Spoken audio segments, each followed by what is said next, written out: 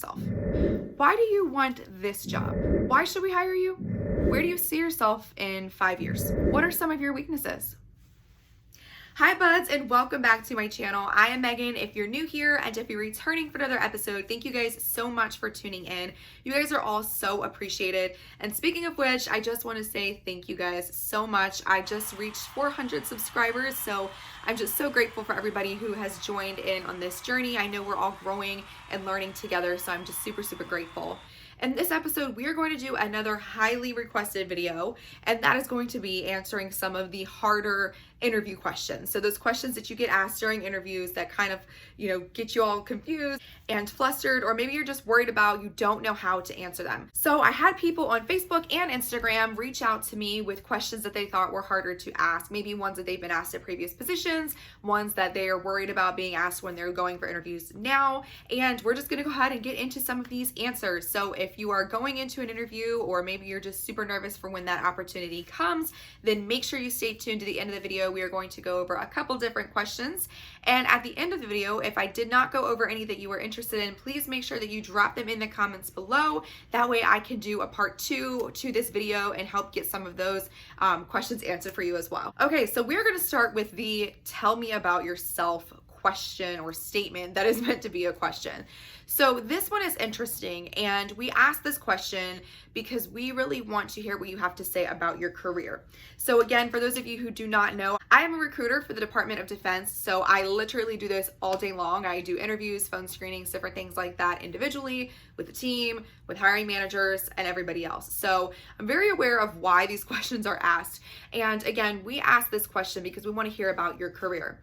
So this is a really good opportunity to kind of walk us through your resume and where you are when it comes to this career path. So if you're a recruiter, for example, and they say, hey, tell us about yourself, you would want to touch base on, most of your jobs throughout your resume, specifically going over the ones and really targeting and honing in on the ones that are recruiter related. So you want to start from top to bottom because they do already have your resume. They've looked over it. Clearly they know by this point that you are qualified, but it's still important to just say, from this time to this time, I was here for a couple years, here's what I did, and really kind of reiterate any of those job descriptions that are related to the one that you're applying for. So this is a really good opportunity to kind of just go over your resume as a whole, but again, make sure that you're being really specific and strategic about hitting those points that are accurate to the position you're applying for. The whole point of this is to see how the qualifications and the experience that you have applies to this position that you're applying for. So make sure that you do that, and make sure you avoid things such as you're buying a home or you're going through a divorce. I cannot tell you how many times I've had people, when I say, tell me about yourself, they're like, oh, I like fishing and I just bought a house and I'm going through a divorce, or those things are fine to share eventually, but this is just not the time for that. Unfortunately, we don't really care that much about your personal life. Now, that's not to say if you're going through and you're having a really good interview and the vibe and everything is going well, then sometimes it is appropriate to kind of just branch out just a little bit to be able to kind of tell those things. Maybe if you're moving, you could say that you're moving because you're relocating to the area where your job is going to be. So something along those lines, but you really want to stick this to a professional level where you're just talking specifically about your resume and the qualifications. Okay, another one that I got that was kind of something that should sound basic, but it can be pretty hard. And I've experienced that with this question as well. And it is simply, why do you want this job? And this is a really good place for you to talk about your passion about what you're doing. So again, I'll use a recruiter, for example. When I did my interview for this position, I did tell them the truth, which is I genuinely love working with people. I talk all day long anyway. I loved the experience of offering somebody a position and hearing how excited they got. So this is a really good time to talk about your passion that is related to this job that you're applying for. Really talk about, again, reiterating the qualifications that you already have, maybe the certificates, maybe the experience or the classes that you've taken, or volunteer work or something that you've done that aligns with this position you're applying for, because it really shows that you're dedicated to this position. Obviously, we want to hire somebody who's passionate, who loves what they do, and who has experience and is willing to also grow and learn within this career as well. It is really important here to make sure you did your research about the position that you're applying for, as well as the company, because this would be a really good time to also talk about maybe how the company's morals and their beliefs and what they stand for aligns with your values and your morals and what you stand stand for.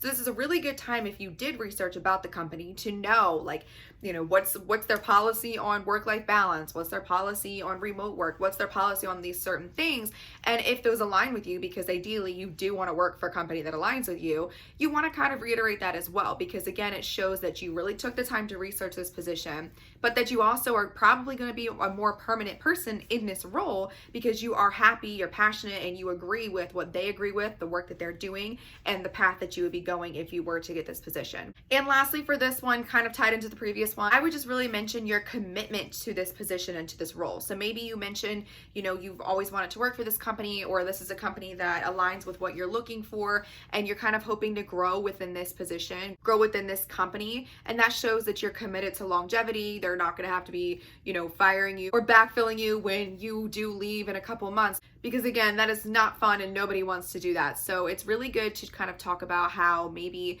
what this position offers aligns with your end goal when it comes to your career. Why should we hire you? So this is always a fun one, but this is another opportunity for you to just brag about yourself in a humble way.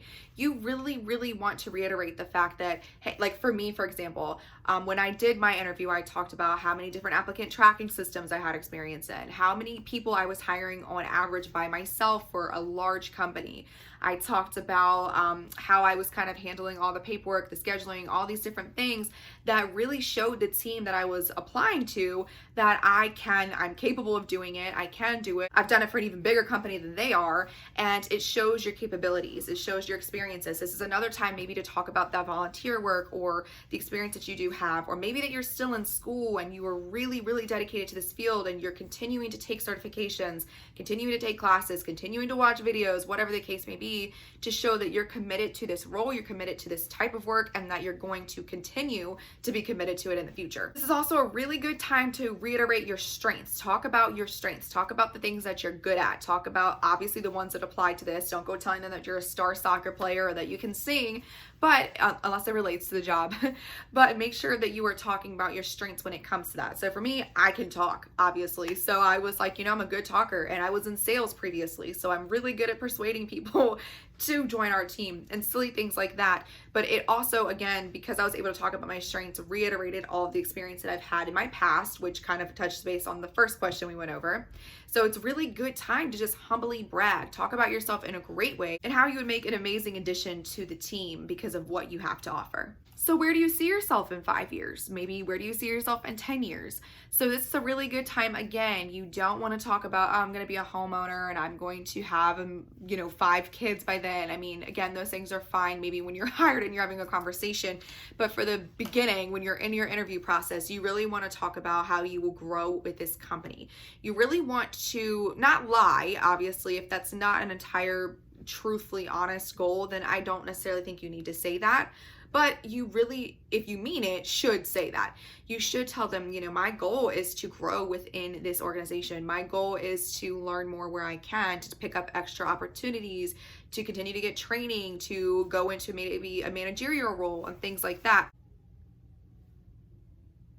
This is a really good time to maybe mention you would love to be promoted. You would love to move up to different opportunities where you can. So this is an awesome opportunity for you to really, really, really get in there and talk about your commitment to the position, to the team that you'd be working with, and ultimately to just kind of staying with them and just making them feel good about hiring you. So what are your weaknesses?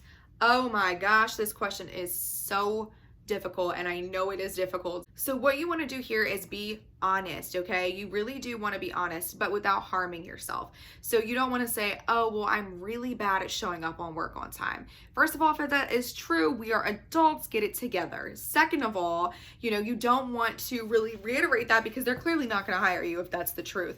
But what you could say is something along the lines of, maybe I've been out of this system for 2 years. So a weakness of mine that I can see on this job description would be I would probably need a little bit of extra training on this system. I have used it in the past, but I'm not too big on it right now. It's just been a while since I've used it. That's a perfectly fine example. You could also say, maybe one of your weaknesses is on this job description, I see that it requires a Security Plus certification, and I don't have it right this moment. I am in the process of it.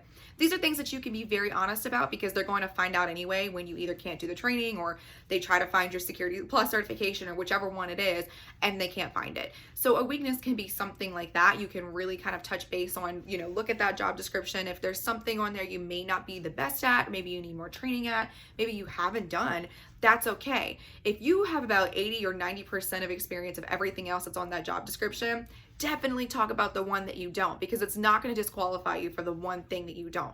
And here is a tip for you guys. By the time the recruiter calls you, we've already gotten it approved by ourselves as the recruiter, knowing that you are qualified and we can qualify you in one way, shape, or form. And it's been qualified by the hiring manager. So by the time you get to the interview, you should not be worried about, oh my gosh, I don't have experience with A, but you have B through C. That's okay, That's normal. We understand we're never gonna get the person who has 100% or A through Z of what we're looking for. So when you're talking about your weaknesses, it's a good opportunity to just be honest. Which one of those things do you not have experience on? Or do you need more training, or whatever the case may be? So those were the top 5 questions that I got over and over again. They were just basically repeated in different ways, shapes, or forms that people thought were difficult questions to answer during interviews. I happen to agree with some of these. I do think that they are very difficult. They're very awkward questions, especially like the what's your strengths, what's your weaknesses, tell me about yourself. Those are just really weird and they can be kind of awkward. So I hope that this video helped you. And if you guys have any other questions or anything that you've gotten stumped on in the past, I would be really interested in knowing. And maybe again, like I mentioned in the beginning, I'll do a part 2 for this. Again, I really do enjoy helping you guys with these recruiting questions because I get them so often. I have so many different questions and answers and different angles that I see it from, obviously being somebody who's applied for different positions, being a recruiter now for a couple different companies. I was a store manager, so I just handled a lot of different things, and I know how tricky and how scary it can be. But I promise you guys, if you've gotten to this point where you're heading into the interview, you're on pretty good terms and you're pretty secure in there. So, try to just ease up on yourself. Don't be too hard on yourself. Make sure you guys drop any other questions you may have. What do you guys think about these answers? Have you guys answered these differently? Do you guys agree with the ones that I brought up? I'd really be interested to hear your thoughts as well. More than anything, guys, remember you are so loved, you are so heard, you are so appreciated, you are valued. I love you guys, and I will talk to you next time.